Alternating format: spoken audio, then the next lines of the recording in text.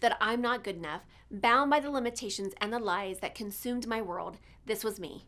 It wasn't until I took the biggest leap in my life to know and trust the power within. And it was at that moment I made a choice. My past will not define me anymore. Hello, I am Teri, and I know I am not alone in this. Over the years, I have found that the number one mistake that we make is that we get in the way of our own success story. Yes, I said it. On this show, together we'll tackle limiting beliefs, self sabotage, getting stuck, fear, doubt, overwhelm, and the imposter syndrome. Join us on this journey designed to transport you beyond your limitations to a world where anything is possible. This is Talking with Teri. Hello, and welcome back to Talking with Teri, where we have powerful conversations to transform your life and your business. Today, I am so honored to have a dynamic, powerful being. Meghann Conter is in the house.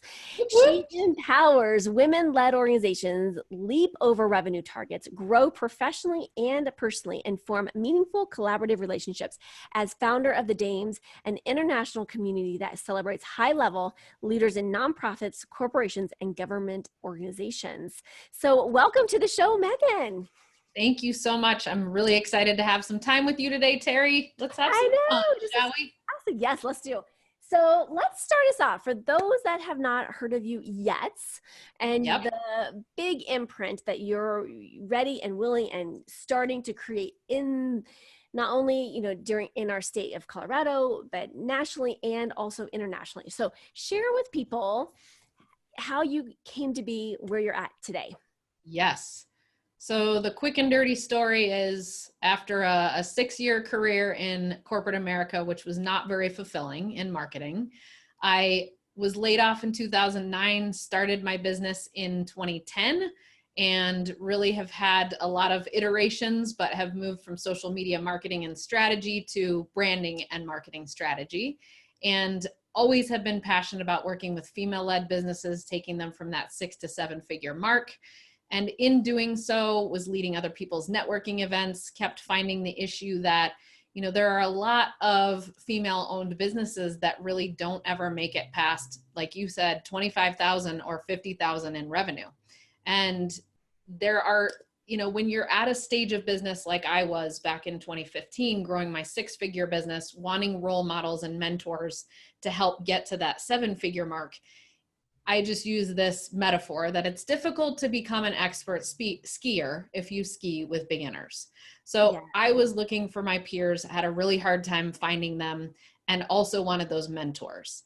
That combined with a lot of research that I was doing at the time about 2% of female-owned businesses getting to the $1 million mark, roughly 10 to 15% getting to the $100,000 mark. I'm like, man, we as women need a network where we can collaborate with our like-minded women. So the Dames was born locally here in Denver in 2015. We grew and grew to the point where now we are the Dames, and we're an international community with women in 33 states on 3 continents. And our memberships and chapters are growing all around the country and all around the world. So it's been a long and fun, not long, but 10-year fun journey that's brought me to where I am. I love it. So Meghann, a lot of the women that I work with, they're high performers. And they've also had a challenge, a struggle, a barrier, or block that they've had to overcome.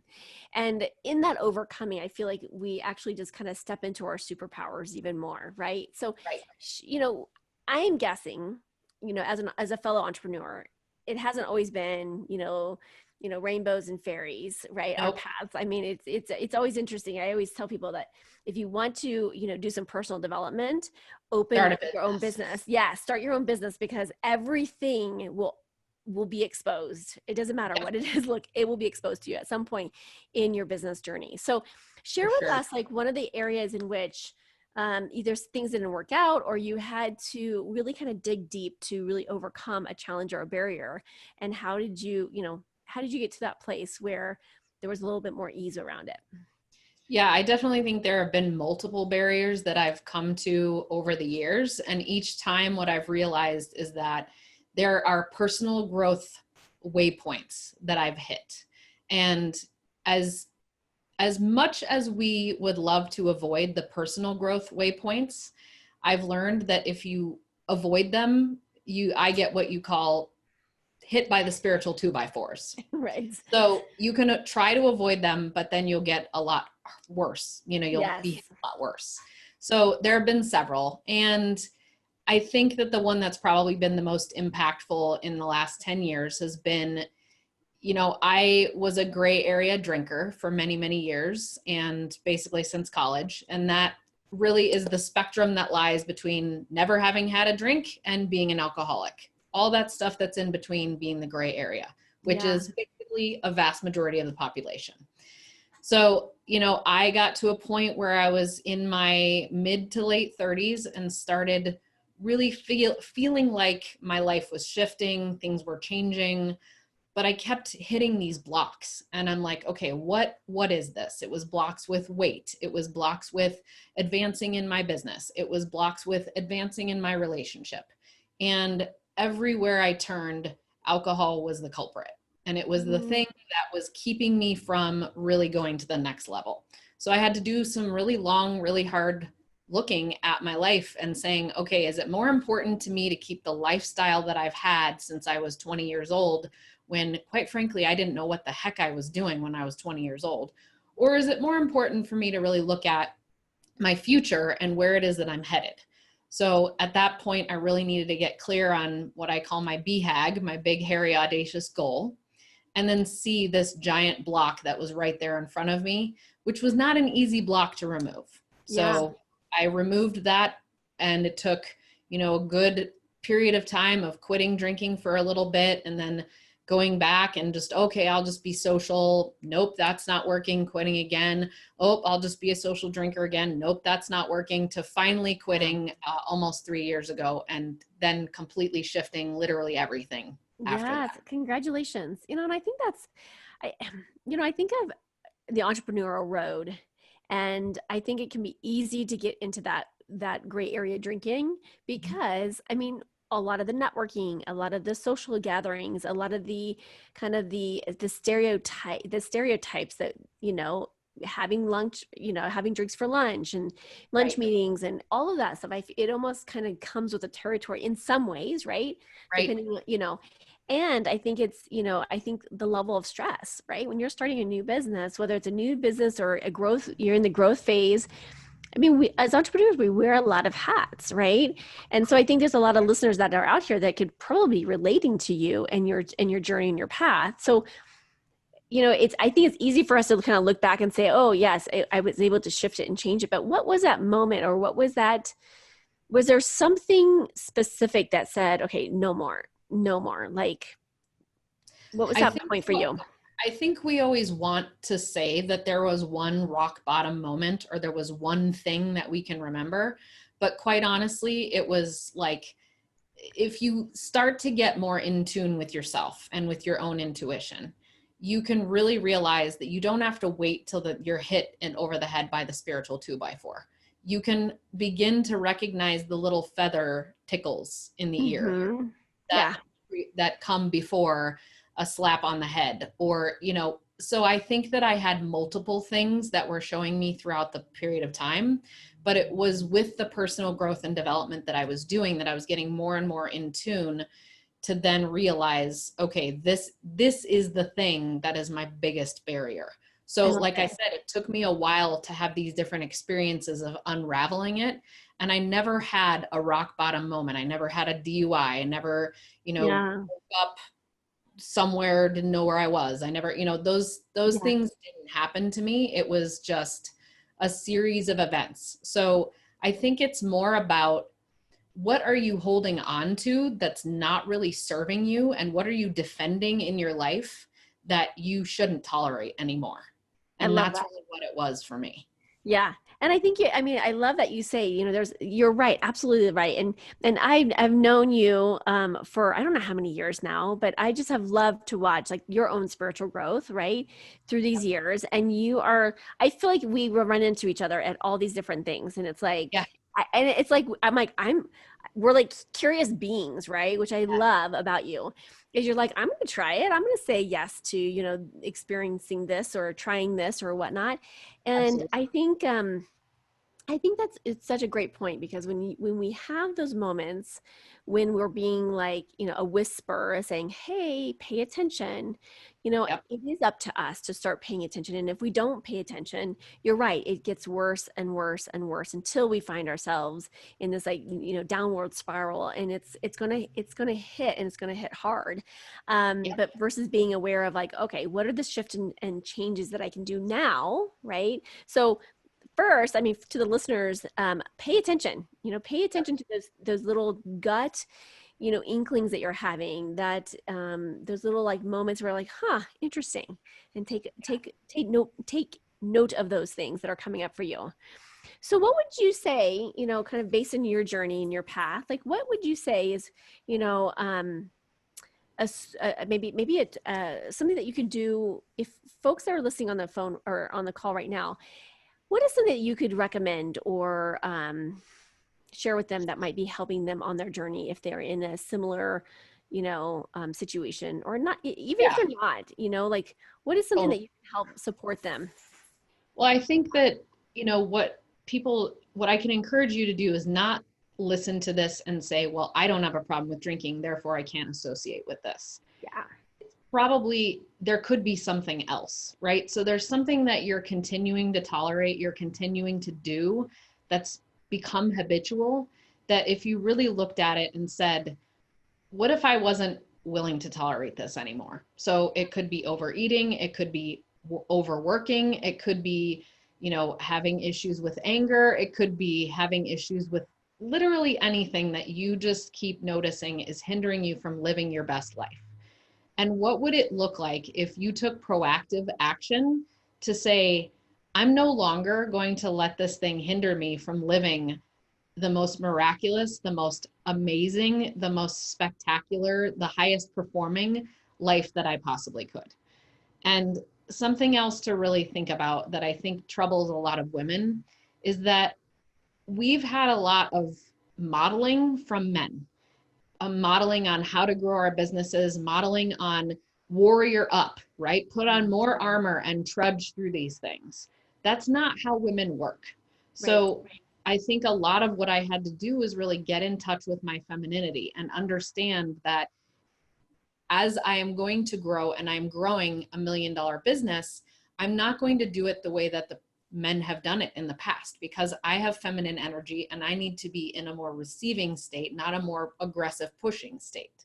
Yes. There's a lot of things that we can really think about is like, how are we approaching what we're trying to do? And is it in the best way that honors me? So it can be both of those things. What are you tolerating? And then am I approaching things in the best way for me and who I am? And then also one more thing, really get to know yourself. So I've done a lot of studying over the last, I would say 4 or 5 years around my Myers-Briggs, my Enneagram, and my Strength Finder. And the more I learn about myself in my personality, in the way that I operate, in the way that my brain processes things, the easier it is for me to, what's the word? Life hack. It's easier for me to life hack and I love really it. Mhm. perform better for myself. And now the newest thing that I'm into is it's Kate Northrup's Do Less system. So I'm really looking at my cycles as a woman and the cycles of the moon and how I can energetically best set my week and my month and my year up for the most success. So it's really understanding yourself is the third thing I would say. Yeah, I love it. I absolutely love that. And I agree with you. Like, what is it looking at when you look at your life right now? And you can just simply ask yourself the question, like, what is, you know, I always say that, there's things in our life that serve us and they serve us well until they don't, right? So Exactly. when you look at that moment, it's like, what has been serving you that may not be serving you now or moving forward? Yep. Moving forward to that place and space. And I think I'm kind of on a similar journey as, you're right. Like, female business owners were taught, we have to, be a certain way, or we have to show up a certain way, and even just kind of in my own, personal journey, Right. People wouldn't pay attention to me. Like I literally had people, because with my other company, I was working with physicians, and and physicians wouldn't take me seriously because I looked young. And so Mm, I had to constantly prove myself so that right. they would take me seriously.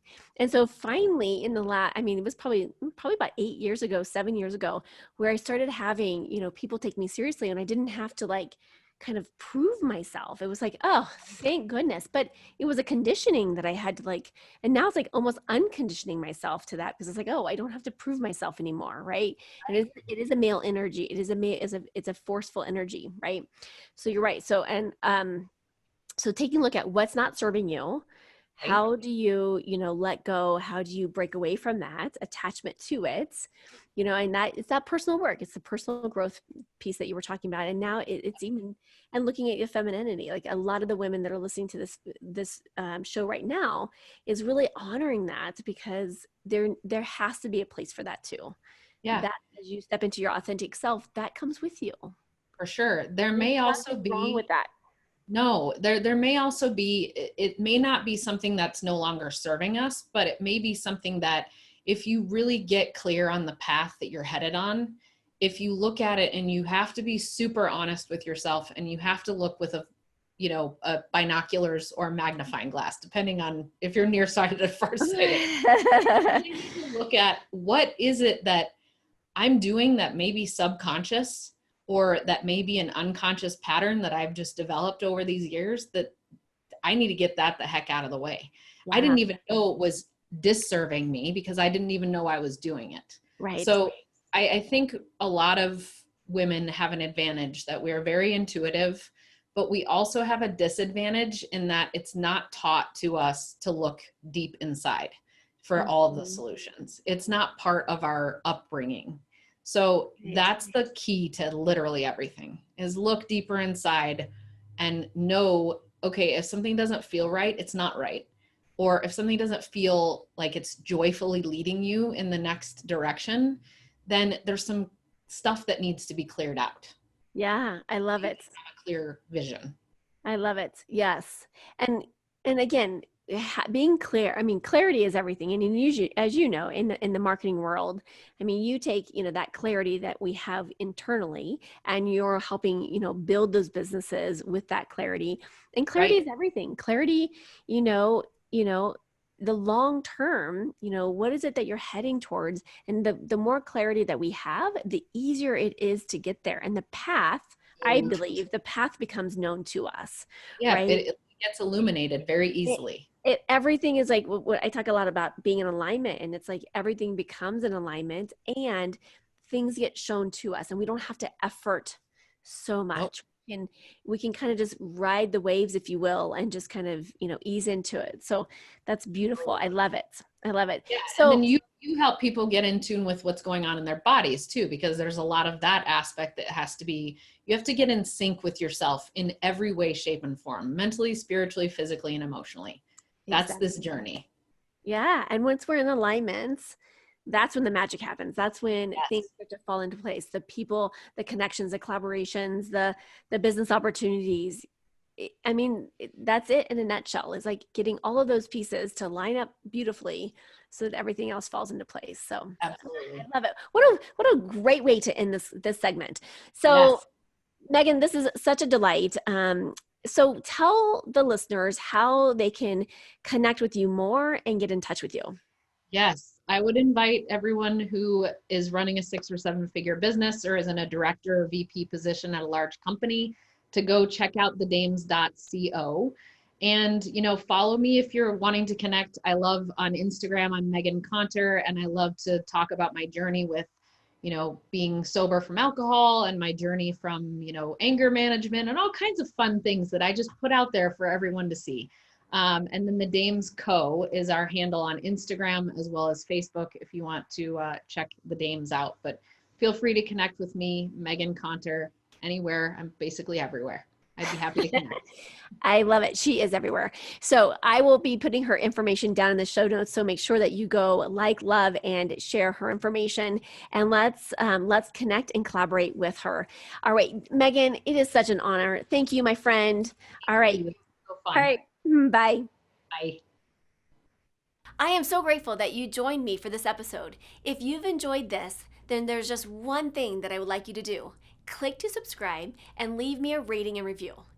As my way to thank you, let's connect for a free consultation. Just reach out to me at talkingwithteri, that's TERI.com,